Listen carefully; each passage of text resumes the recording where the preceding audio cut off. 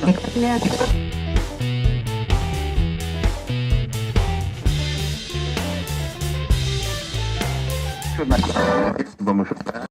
Wasoba, welcome to the podcast. I'll give a quick bio here. Ryan Wasoba makes records for the weirdo music communities of St. Louis and beyond, with credits including Foxing, Baroness, Terra Melos, Emperor X, and Lobby Boxer. Wasoba was a founding member of the So Many Dynamos, whose work with Chris Walla, Alex Newport, and Matt Talbot initially sparked his passion for audio production. He currently plays guitar in Thorax and the Lustralights, helms the multimedia project Ryan Wasoba's 19-second songs, posts niche music content on TikTok and other social medias, and composes music for dogs. Ryan Wasoba, welcome to the podcast. Thanks for having me, Dave. It's been a while since we've spoke. Yeah. Probably over a decade. Yeah, we at least. For the uninitiated, we met because we were going to SIUE in Edwardsville, Illinois, both studying jazz guitar at the same time. Yeah, that kind of reminds me. I don't know if you remember this, but like when I first moved to Edwardsville and was transferring into SIUE, I went to like the Jazz Combos audition, and I like walk in there. I've got like my Stratocaster, and like it's just a room full of like guitar players that have like arch top jazz box guitars. And I like sat down there. I was like, oh shit, what am I doing here? And you were there next to me, and I was like, dude, I don't know, man. I'm kind of feeling like I shouldn't go for this or shouldn't audition or whatever. And you're like, nah, man, it's fine. Doesn't matter. Whatever. Go for it. That's awesome. Well, I remember when our mutual friend Kurt Brewer showed up there. He had like a Squier Strat, and he kept a sock over the headstock. I think because he didn't want people to know it was a Squier. And he had some reason like, oh, the tuning, the strings rip up the inside of my case. So and he ended up being like 10 times the player that I ever got to be. What are you doing these days? Like, how are you kind of making a living doing this? The way I'm making my living is I have this studio that I'm sitting in now. I would say most of my income comes from recording work, mixing work. I generally work with bands. Most of the projects that I record are bands. Occasionally, I will do stuff with like singer-songwriter folks, and that's a little more open-ended. And then I also play in a band that does weddings. That's the Luster Lights that you mentioned, which is also with some of our former college SIUE folks. Oh yeah, I've seen the posts, and Kara Baldus. There's Bennett and Kara. Kara, who's become like internet famous because she does the videos where she's playing piano with the dog in her lap. Yeah, it's crazy. Like Jack Black will comment on her videos and stuff. But I did have other like side quests and other things that I was over the years that I had kind of explored as like ways to make a living. I spent some time doing like music journalism, quote unquote, like writing for music magazines, doing reviews and interviews and things like that. And then I also taught guitar lessons for a long time. We used to teach at the same music store. And then just kind of over the years, just dropped one at a time because it was a lot. And there's that thing where if you're spread too thin, you kind of start to like not excel at anything. So how did you get into this early on? Because I mean, you probably started out like as just a guitarist, and then somehow you got that spark of recording and engineering kind of gotcha. So I was in that band, So Many Dynamos. That was kind of where I feel like I sort of like came into my perspective as a musician or whatever. Like that was sort of through being in that band. As we progressed in the band, when we recorded, it would be like the only thing you could do is like practice really hard, go in, nail your takes, and then you're done. One of our records, our first full-length record, which is not a sonic masterpiece at all, but it was, recorded in 4 days, all on analog tape. Yeah. Which album was this? That was When I Explode. When I Explode, okay, yeah. And that was just like what you did. It was the next record that we made after that called Flashlights, which I think is like that's the right, as far as writing and stuff, that's like the one I'm most proud of to this day. That was when I started to like kind of, in hindsight, take on like a producer kind of role. Touring on that record, I remember we got an email from Chris Walla, the producer who was he was a member of Death Cab for Cutie, and he produced like most of the records when he was in the band. He also did a lot of stuff at the time for like Tegan and Sarah and the Decemberists and Hot Hot Heat and all these like hot shit early 2000s like indie rock bands that seemed like the upper echelon bands to us, you know. And we were always like loved the way his record sounded. And he sent us this email that was like, oh my God, I love this record. I want to do your next album. We were like, oh, no way. And so we got this like amazing opportunity that was so far above our pay grade to go work with this producer. And it was just so inspiring to me. So I started like kind of sort of learning how at that stage, at least having enough stuff to plug in and see what works. And then when we came back from making that record, I was like, I got to do this. I was so inspired by Chris and just seeing like how you can make a record and just the ways that he operated. And so I came back and started recording bands in the basement of the house that all the guys in the band lived in. Well, I'll kind of tapping in that a little bit because you've experienced this in music school where everything is so hyper criticized and you're there and you're trying to like sound, good. Like if you're, jazz program or something, it's like, oh, I'm trying to swing like Charlie Parker and trying to play really interesting vocabulary and show my advanced harmonic chops and blah, blah, blah. This whole culture of like precision and I don't know, this academic sort of institutionalized, like rigorous sort of idea of music, like it's a contest or something. When so much of it now that I'm older and I've kind of recovered from my, music school trauma, it's just like, I just want to like have a good time and have those moments of those experiences with my friends in the same room playing music together. And that comes across on the recording. Like, totally. Like out of all these, demos and stuff, some of these demos like that we're loose, we're having fun.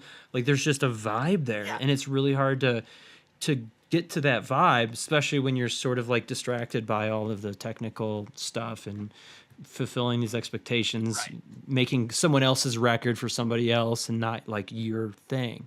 Yeah. Let's talk about that a little bit. So I know like early on, back in the early days of like social media, there was like STL Punk and MySpace. And I know you kind of jumped on that stuff pretty early. I know you wrote like stuff in the Riverfront Times, but maybe go and riff on and talk about like how you got into that. There was a thing in St. Louis called STL Punk, and it was like right before the social media sites really like started to become a thing. It was kind of in a gray area between like a message board and like a social media thing, but it was specific to the St. Louis music scene, and everybody involved in the music scene was on it. That was something I just like gravitated to because St. Louis is like a pretty small community, and it's really hard for artists in St. Louis to get ears on them. I have credits on like if you're counting EPs and singles and stuff, I definitely over like 300 releases at this point. I think people have like outside of St. Louis have maybe heard like 8 of them. And I was kind of trying to find ways to like, sort of have some kind of presence outside of this and outside of just my area, I guess. And I didn't expect that to be how it would happen. Yeah, I do really like the niche recording videos you do. Like some of my students, like I showed some of it in a couple of my classes, and a few of my students are like, yeah, I follow that guy. Like, oh yeah, I know him. but it's cool. It's a niche thing, but if you can kind of break through the noise and the algorithm and you can connect with people that are into that stuff, there is a community. And there are enough people if you can access and get there, break through. Yeah, it's always crazy to me. I'm a little bit. I haven't really dug my toes into doing anything on YouTube, just because that's a little intense for me. I feel like when you start getting into that world, it almost to do it right. I think I would have to almost like pull back from making records, and the point for me in my life is to make records. It's kind of like the concept of like recording albums. Like I've always wanted to just put out albums. I've never done singles or EPs. Well, maybe not with my recent projects, but like lately I'm just like, it's such a big endeavor to like put together and record a whole record.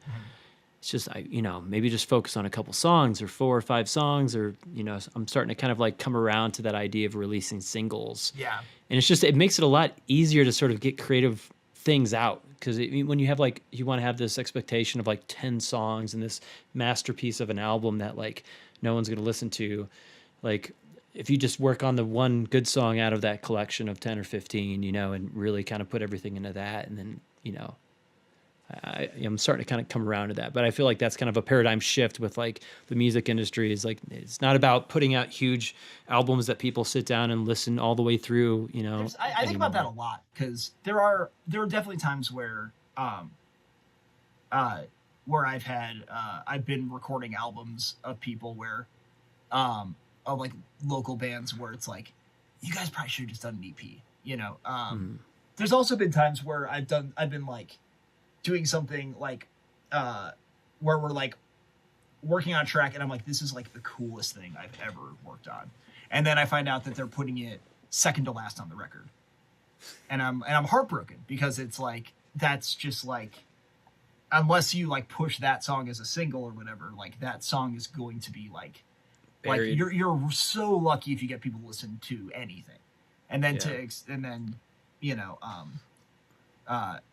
to, I don't want to say expect, because I don't think anyone's expecting, but it's you know, it's like when you're doing a full album, the further you sequence a song, it's almost like you're the lesser chance someone's going to hear it at this point. Yeah. Do you think it's worth releasing and pressing to like CDs anymore, or what's your thoughts on vinyl, CDs, or digital, or all of the above, or none of the above? I mean, I think it really depends on your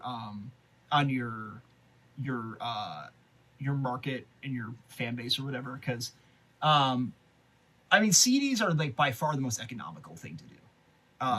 Vinyl, it's really hard to not lose a fuck ton of money on vinyl unless you have a fan base already. Yeah. Vinyl's just very expensive, and everything's setup fees. This is where they get you on vinyl. Like, it's a scam or anything, 'cause it's not. It's just expensive. Yeah, what's hard about vinyl is that it's all setups. Like, it's all, you have to get, you know, these you have to get like the platings, you have to get the masters, which is, you know, like literally a physical like master record that they use to print all of them. And all the setup fees are flat fees. And then the actual unit cost of each record is like $1.50 after all the setup fees. So what I know, so many people where they've decided to put something on vinyl, looked at the prices and said, oh, it's completely not economical to make 200 records. In order to make anything make sense, I got to buy 500. So I'll just do 500 records. And then they spend the next 10 years of their lives moving boxes of records to the different apartments and houses that they move into, because the band's done. You know, like the band broke up, or it's such an old record that like they're not going to try to sell them anymore. So vinyl's tricky. The CDs, I think if you are, it really depends. Like, CDs are kind of like, I don't want to say they're coming back, but they're becoming more viable for like younger folks, especially I think younger bands that are like aesthetically kind of have some footing in like the 90s musically, which is an increasingly common thing. Like 90s stuff is like really hot with the kids right now. Like I recorded a band recently called 86 Red, and they had kind of like a kind of modern like punky thing, but also still some kind of like grungy 90s like throwback elements. And I remember I went to their album release, they had CDs, and I remember like I was thinking about it because I was at their show, and I was like, yeah, a lot of these kids drive bad cars. Like, they're gonna have CD players still in them. Yeah, CD players. And also there's also the thing that a lot of people just buy the physical media because they want to own the physical media. They don't really intend on listening to it. Which is, I think, a big reason that like tapes kind of had a moment and are maybe still having a moment. I know, and tapes are also like economical, and you can do a short run of them and not like really like lose your ass over it if you don't sell a lot. Yeah. So that's also a thing of people, is that being like proof of ownership, which I think a lot of physical media is, even vinyl. I would say, I don't want to even know the percentage of people that like own vinyl and don't listen to it. I'm one of them. I don't have a good record player setup, so but as far as like the albums versus singles thing, it's tough because it's like, again, like I just have this, like, if you haven't figured this out, I have this like just visceral sort of like thing against like getting super businessy with music, even though it's necessary. And I think that I had a hard time coming around on the albums, on the singles versus albums thing, because I feel like that advice, I first started seeing that advice from like those like Spotify coach kind of people that are like trying to like give advice about how to release your music, even though they've never put anything out that anyone's listened to, like those kind of things. And that was like the first, like, oh, you shouldn't put out albums, you should put out singles. And then once you have 4 singles out, you package them together on an EP, and then you can't put out an album until you already have a fan base, and you can't play a single show unless you have an album out, because then no one's gonna, just all this stuff that's just like, sounds like, and a I feel like, scheme. and I think advice like that tends to make people feel like they can't do stuff, and I don't ever want anyone to feel like they can't do anything, because that's kind of the punk rock thing that's kind of been in me my whole life, is that like, you can just do stuff. You can just start a band. You can just buy some mics and record stuff in your basement. You can just upload things to the internet and have them out there. Like, you can just do it. Yeah, yeah. And it didn't always used to be that way. No, totally. I feel like we're in this era. I mean, it's been an era for probably 10 or 20 years now, but where like microphones and recording equipment just keeps getting cheaper and cheaper and better. And like telling the difference between like, Neumann 87 or like a Rode whatever NT2 and like going into your, Focusrite, whatever, Scarlett, just cheap gear in your house. Like the difference between that and like really high end studio gear, it's kind of hard to tell if you're not listening to it on like really high quality hi-fi speakers. And there's so many variables to it too, that like, I tell my students this, it's like, it's good to try to go for the high quality that you can, if you have the equipment to do that and resources to do that. But most of the time people are just going to stream this on their phone, and they're going to listen to like 30 seconds of the song off of their phone or on their earbuds and decide they like the band or not, or, or they like whatever. the singer or not. Exactly. Yeah. So, it's easy to get lost in like the world of like gear and just high quality, recorded media. But in all actuality, most people don't necessarily appreciate that, if they can even appreciate it with whatever quality of speakers they're listening to. So just go out there and do it. Like, put your music out there, go for it. Like, don't hold back, Yeah. And I hear stories about like, I hear stories about people like in high school or something, and their band comes in to record somewhere, and the engineer's like, your drummer's not good enough, we got to have a session guy on it. And it's like, yeah, why? Like, why would you like what you think? Yeah, they're not going to play it on K-Rock in LA with the drums like this. Like, no, it's like, what do you think is going to happen with this record? Yeah. People pay way more attention to the song.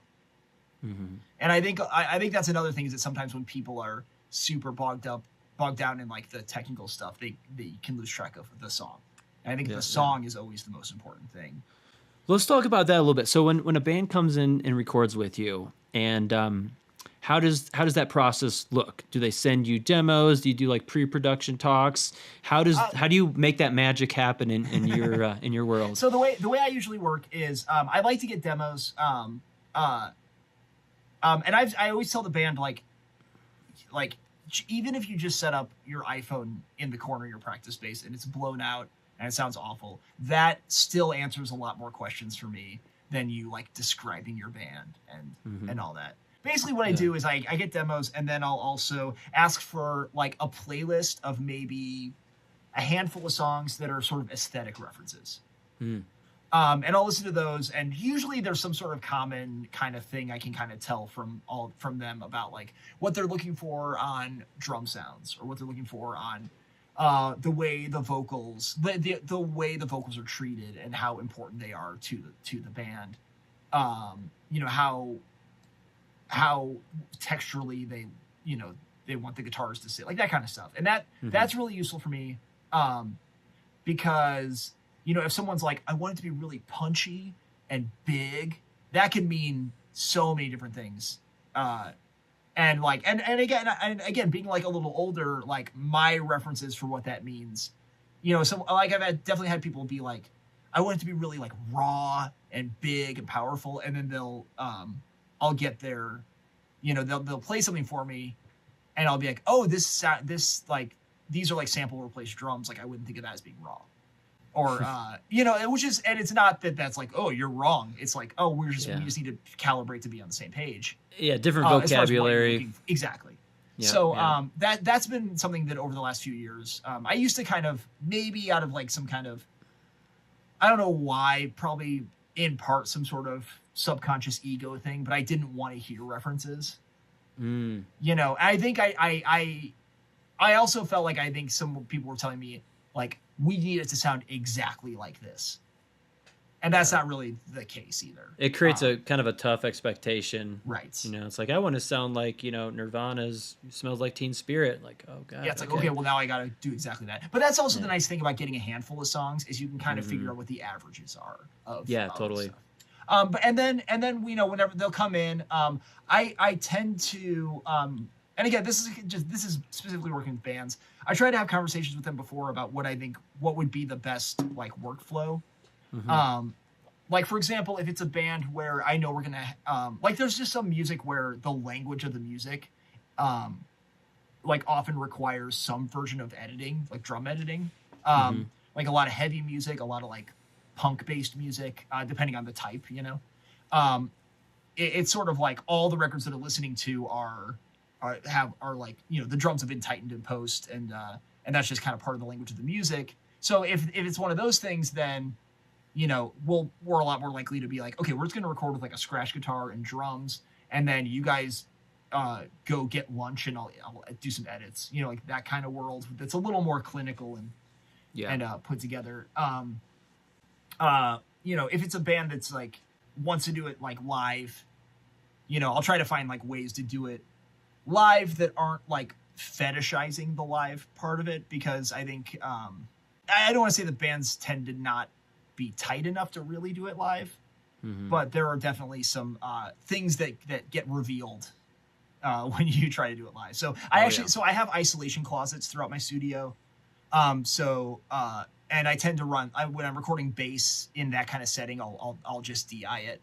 Yeah, I try to have isolation when I'm recording a band live, so that if somebody wants to, if somebody like, you know, we had a great take, but the guitar player messed up the transition into the bridge, or like didn't step on a pedal at the right time or something, we can just fix that right on the spot while we're on the same sounds, like right there, be done with it. So generally, if it's, you know, what we'll do is we'll track a song. If it's a full band, you know, we'll make sure as soon as we get the good drum take, we'll then go through and just make sure the other parts are solid. I'll usually like play it and kind of be like, all right, everybody, like we'll listen once through and then we'll listen again, and I'll be like, everybody listen really hard to your own part and let me know, and, you know, I've got the counter on the screen. So it's like, let me know the number of like the measure number or the time, like whatever, where that is. And then everyone kind of make your list, and then we'll go through and do our punches that we need to do. Nice. If it's in a really ideal situation for me, when a band has more time and they're wanting more of my input, what I like to do is set up the band, in like more of like a rehearsal kind of standpoint, you know, like type thing. All in the same room, sort of facing each other. Facing each other. I'll still kind of like isolate amps and stuff, but then we'll work through like the song arrangements. Like what I love to be able to do is if I'm doing a full album or like, you know, an EP or something, or like a larger chunk of songs, I love to take a day where we just kind of go through each song and just kind of be like, and just try some structural things out. Sometimes I'll be like, hey, can we do this part twice to build more tension and have more finality to it? Before, you know, just like I'm trying to find things like that I think will make the song better. And I always, I think like I get made fun of for this. I always end up saying like, it's not my song, but if it were my song, I would try this, because it's not my song. And like some of the regrets I have, from like, especially early days when I was like still trying to figure out, how this all works, is like overstepping and thinking that like, oh, there are people out there who have these recordings of their band that they probably have baggage with because I overstepped and I like pushed them to do something that was like, I was more into than they were. And they might not care at all, but I care that I like did that to someone else's recording. And that's stuff from like, there's like stuff from like Basement era, like 2008 that like I think about like once a month, that no one cares about. That just like, I just cringe at, and like holding on to that is like, is like kind of what like keeps you from doing those mistakes again. So that's your trauma, right? That's honestly, yeah. Like the being too heavy-handed of a producer when there's like really no need to like be a heavy-handed producer, right? Because I also think there's it's tough finding that balance, because there's also like, I mean like there's also like the lackadaisical like whatever, I don't care kind of producer. But at the bare minimum, even if someone is really just looking for an engineer, I think that it's at least like, you at least owe it to the people you're recording to be like, hey, okay, I have a question. I noticed that you're going to the chord on like the and of 4, and you're going on 1. Do you want to sync that up? Like trying to find these little detail things, or like, hey, I noticed that, like, what's the chord in this section? And then they'll like, like you 2 guitar players play that at the same time, and you find out one's going to a D and the other one's playing a B7, and they just never noticed it because their practice space is too loud. So even if they're not looking for me to be producer, I still think like, like interjecting things in that way is still something that I think like is important. And then there are times where you do that and they're like, yeah, we're doing that on purpose. And you're like, cool. Yes. Now I understand what the thing is. And I can, and now we're more on the same page. It's a win-win, like really, as long as you're not like being a dick about it. So what's your overall take on AI? Have you used any AI tools for any purposes in your creativeness? The only thing I've really used is stem separators. And that's been, there have been a couple instances where that has been really useful for me. Like even little things like somebody did like a scratch track for a song where they played guitar and sang at the same time. And then whenever we went back to retrack the guitar, you still wanted to hear the vocal on the scratch track. And so I used a stem separator so I could like separate out the vocals from the vocal and guitar track. Which that didn't even make it on the record. It just made it easier to zone in on that. There was actually a guy who hit me up who's from, I think, Peru, and he's a doctor in like Maryville, and he has a grandson back in Peru, and he wrote a song for his grandson, and his daughter is a musician, and when he sent her the song, he was like, because he like did like the basic tracks for the song, really sweet, tender, like acoustic guitar, and then he was like gonna work on harmonies, and he told her that she sent in like, she like played guitar and sang a harmony, and he was gonna sing that, and I was like, no. I like separated out. I used a stem separator to separate out her vocal, and then I just like placed it in and like did a little bit of vocal editing so that it lined up timing wise. And now her voice is in this song, like about her son. Like that's Another one is that there was a record I'm working on now where one of the songs, there's like an acoustic track and the guy sang and played at the same time. The first word that he sang really quietly.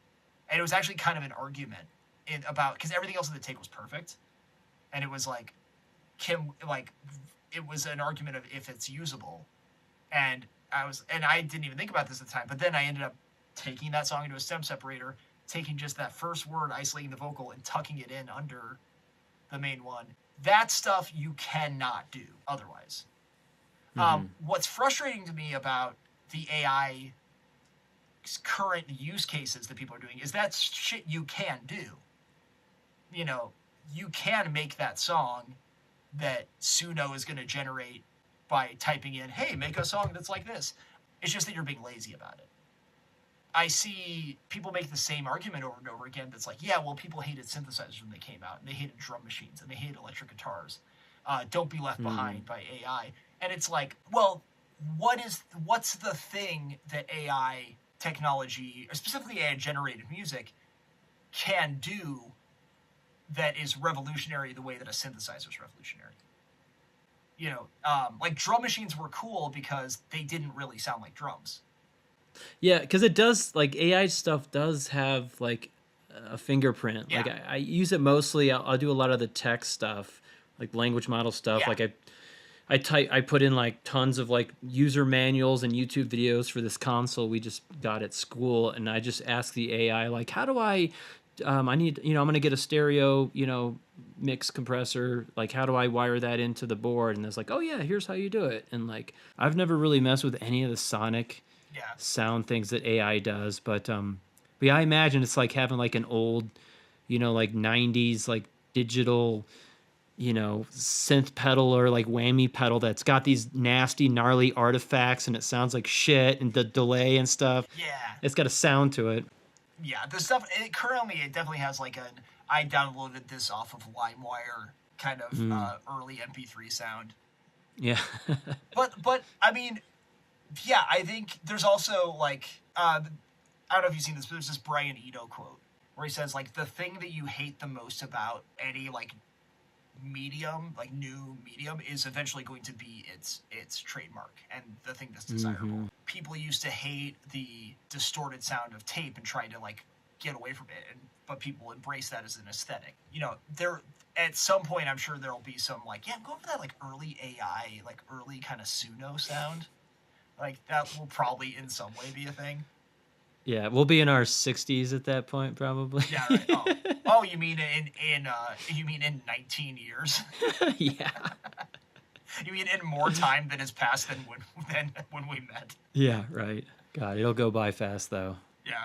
So yeah, well, because it's weird because it's like you want to embrace technology stuff, but like this one's a little bit like I don't know, man. Like in a lot of ways. Yeah, because like I think about technology when people are like, oh, how do you think it's going to affect the music industry? I'm like thinking, oh, the music industry has been decimated, right, for 100 years. Like it was like first it was recorded music and like gramophones and record players and jukeboxes, and then it was like the DJ and the drum machine and the synthesizer. And then cassette tapes killed. Yeah, it's just like, dude, it's just been an assault on like people who, humans that stand up and play instruments made out of wood in front of other humans. Like, it's that. I mean, there's not much left, to take away. People still pile into venues and pay ticket prices to go see their favorite band. Like, that's never going to go away. But everything else is changing. Right. Here's one of my tricks when I don't know where the band wants me to sit. Is that I'll find a real softball suggestion, and I'll make that suggestion and then gauge how they react to it. And then if they're like excited about it, then I'll feel a little, and then if they're like cool with it or whatever, then I'll feel a little bit more like open to being like, okay, I might suggest more stuff. But like I remember there was one band I was recording and they were like younger, and they had a thing where I think it was like the chorus was like 4 times through a phrase.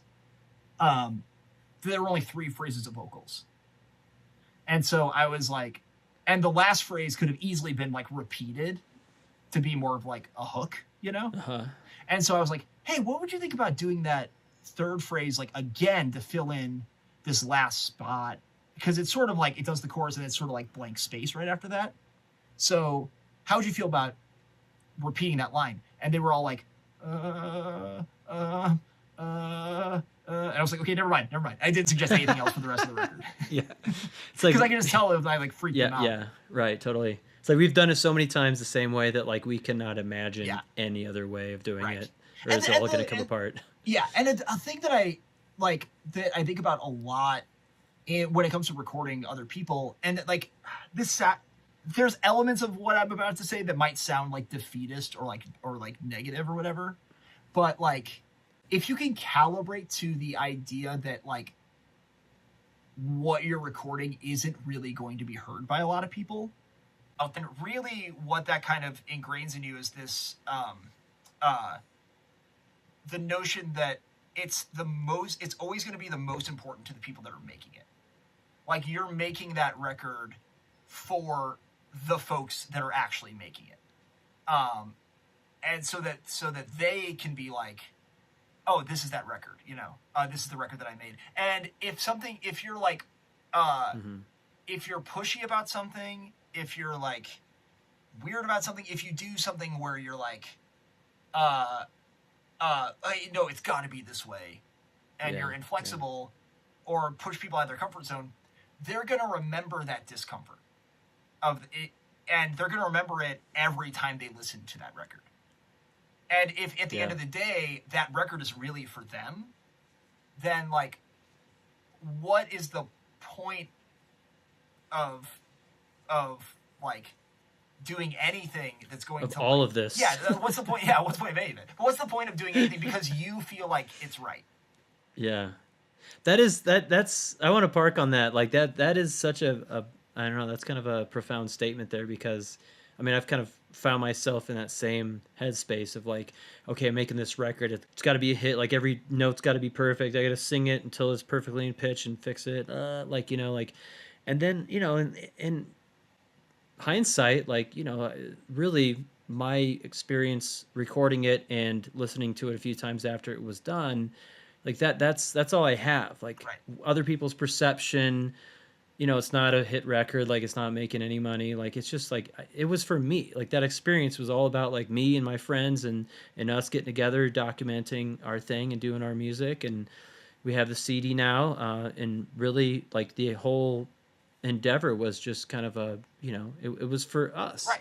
Yeah, and if you're doing it for yourself, you know, if you're the one doing it, if your memory of that record is like the hyperfixation and the stress, then like that takes away from the music, you know, like you might listen and that can come out in the recording. Like people can perceive, got a lot of times people like, you know, you play music for people that aren't maybe like super deep into music or play instruments and stuff like that, and they're just like, oh yeah, I like that one, or this one kind of felt a little stiff, or they just have these like these like really vague perceptions of like when something was like happening, something was authentic, something was like just, you know, it was there, it was like that it moment.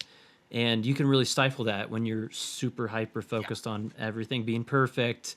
You know, you got to create this vibe, and I think there's something to be said about, you know, creating a vibe, keeping a vibe, documenting a vibe in a recording, rather than searching for perfection and producing the perfect chorus pre-chorus combination. And there's just so much more music now than that ever has existed for free at the touch of a button on your phone. Every song in the world right now. Right. It's insane to think about. You know, which is like the thing that when you were a kid, you were like, man, wouldn't it be great? Yeah.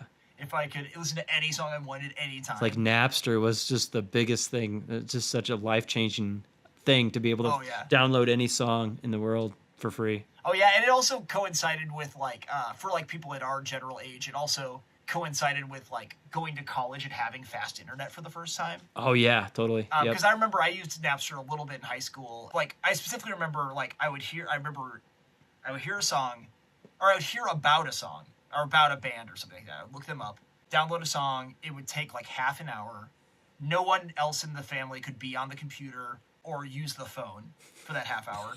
And then I would listen to it. And if I liked it, well, it looks like I got to go to Vintage Vinyl and like buy this CD for $15 and then, you know, listen to it on the way back. And if I hated it and I only liked the one song I downloaded it, you would still listen to it over and over again because you just spent $15 fucking dollars. Oh, yeah, you listen to that song, that CD over and over again until you loved all 10 tracks. Yeah. So yeah, I want to respect your time here. On kind of a parting last question, like, do you have any advice for folks that are, you know, young musicians and artists, or folks maybe that want to get into the recording industry, you know, like home studio, kind of going of the route that you went? Do you have any advice for those folks, if you want to maybe break it into two different parts, like, you know, musicians, artists, and bands, since you work with a lot of folks like that, and then like maybe as like, you know, producer, engineer, home studio owner.